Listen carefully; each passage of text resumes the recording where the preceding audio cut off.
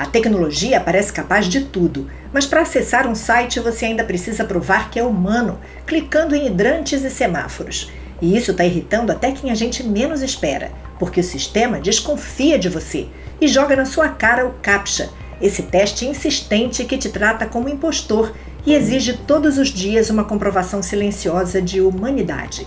Mas o que esse pequeno ritual digital revela sobre o nosso tempo? Por que ele trata você como suspeito, mesmo sem motivo? E será que o verdadeiro teste não é com as máquinas, mas com a nossa própria identidade?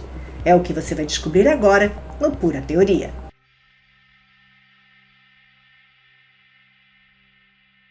Durante uma sessão do Supremo Tribunal Federal, no meio de um julgamento sério sobre o Marco Civil da Internet, o ministro Alexandre de Moraes fez uma pausa, respirou fundo e soltou. E talvez seja uma das coisas mais chatas que existe. Você vai entrar em alguma coisa, pergunta, você é um robô? Daí você fala, não.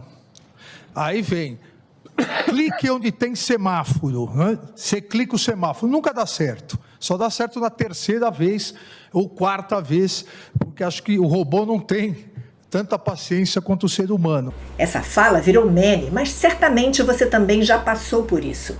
Clicou em todos os semáforos e ainda assim apareceu outra imagem. E depois outra e mais outra, como se a máquina estivesse zombando de você. Esse pequeno pesadelo digital tem nome: CAPTCHA, uma sigla em inglês que significa literalmente teste de Turing público totalmente automatizado para distinguir computadores de humanos. Resumindo, um teste automatizado para diferenciar humanos de robôs, só que na prática virou um filtro que trata todo mundo como suspeito. Mas o que vem a ser Turing? O nome foi referência a Alan Turing, matemático e pioneiro da ciência da computação. Turing propôs em 1950 o famoso teste de Turing, que avalia se uma máquina consegue se passar por um humano em uma interação. O CAPTCHA é uma espécie de teste inverso. Em vez de verificar se uma máquina parece humana, ele verifica se o humano consegue se diferenciar de uma máquina. Assim, o termo foi escolhido como homenagem e analogia ao conceito original de Turing. Mas é estranho viver num mundo onde a inteligência artificial já escreve livro, reconhece rosto, interpreta emoção, traduz idiomas e até cria deepfake de voz. Mas você, em pleno século XXI, ainda precisa clicar em hidrantes, ônibus e bicicletas mal focadas para provar que é humano. E não é só clicar, é um tipo de desafio psicológico. Cada quadrinho vira uma armadilha, o reflexo de um poste vira dúvida, a sombra de um caminhão vira dilema. Cada clique é uma decisão estratégica e um microdrama, um duelo silencioso entre você e uma interface que claramente não confia em você. E aí vem o absurdo. O CAPTCHA não te testa só para saber se você é humano. Ele te lembra que na lógica da internet você é culpado até que se prove o contrário. Como se o sistema dissesse, seja bem-vindo, agora prove que você merece estar aqui. E o que deveria ser só um clique vira um questionamento existencial. Mas ele tem um propósito. O CAPTCHA não foi criado para te irritar, pelo menos não originalmente. CAPTCHA surgiu lá atrás como uma armadura da internet contra uma ameaça bem real. Os bots, programas automatizados que invadiam fóruns, sites, sistemas de cadastro e enchiam tudo de spam, links falsos e abusos.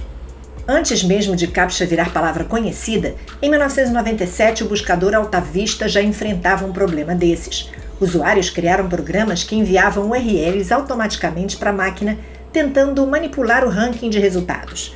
A solução da equipe foi uma ideia simples e brilhante: colocar um desafio visual que seres humanos conseguem ler, mas programas não. Uma imagem com texto ou símbolos distorcidos que bots simplesmente não decifravam. O nome CAPTCHA só chegou alguns anos depois, no início dos anos 2000, cunhado por pesquisadores que estavam interessados exatamente nisso, um método automatizado para distinguir computadores de humanos. No começo, o CAPTCHA clássico era simples, textos estranhos e distorcidos que a tecnologia de reconhecimento óptico dos bots não conseguia decifrar, mas o humano conseguia, mesmo que com esforço. Depois disso, a tecnologia evoluiu, porque a internet também evoluiu. Os bots ficaram mais inteligentes e os desafios tiveram que ficar mais complexos. Muitos sites começaram a trocar os textos tortos por imagens com objetos variados, pedindo para você clicar nos que correspondem à instrução. Um dos sistemas mais usados no mundo foi o reCAPTCHA, adquirido pelo Google em 2009. Ele começou como aquela antiga caixa de texto distorcido, mas foi sendo atualizado para reconhecer padrões, analisar comportamentos e até usar imagens reais do mundo, como cenas do Google Street View. Com o tempo, até os próprios criadores começaram a tentar tornar o CAPTCHA menos intrusivo. Surgiram versões que analisam como você move o mouse, quanto tempo demora, se sua navegação parece normal e só mostram um problema visual mais tradicional quando algo parece suspeito.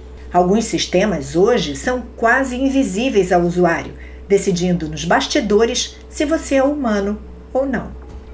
Mas essa evolução tem uma ironia. Ao mesmo tempo que os desafios se sofisticam, a própria inteligência artificial começou a resolvê-los com precisão impressionante, contornando muitos desses testes que antes eram eficientes. Isso cria um dilema técnico e social.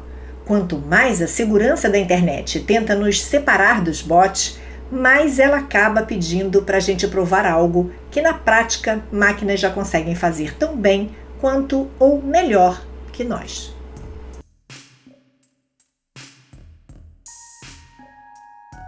O CAPTCHA não é só uma medida de segurança. Ele também revela uma lógica silenciosa que vem se espalhando, a de que você precisa se provar o tempo todo. Não basta estar ali, não basta dizer sou humano. É preciso comprovar repetidamente, até que o sistema aceite. E isso levanta uma pergunta incômoda. Até onde vai essa lógica? Porque hoje é o movimento do mouse, o tempo que você demora para clicar, a forma como você navega.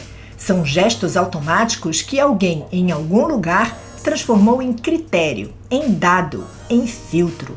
Talvez o CAPTCHA seja só o começo de algo maior, um sinal de como estamos construindo sistemas que não perguntam mais quem você é, mas como você se comporta e se seu comportamento se encaixa nos padrões esperados. Não dá para cravar como isso vai evoluir, mas dá para olhar para esses pequenos testes e se perguntar: será que eles estão revelando mais sobre os bots ou sobre nós mesmos? Talvez o verdadeiro teste não seja clicar nas imagens certas, mas continuar sendo você num mundo cada vez mais viciado em confirmar. O CAPTCHA mais difícil pode não ser clicar nas imagens certas, pode ser continuar sendo você num mundo que te trata como um impostor. E aí, você também se irrita com os CAPTCHAs? Escreva aí nos comentários. Mas antes, não se esqueça de curtir o vídeo e, se você não segue o canal, aproveita agora.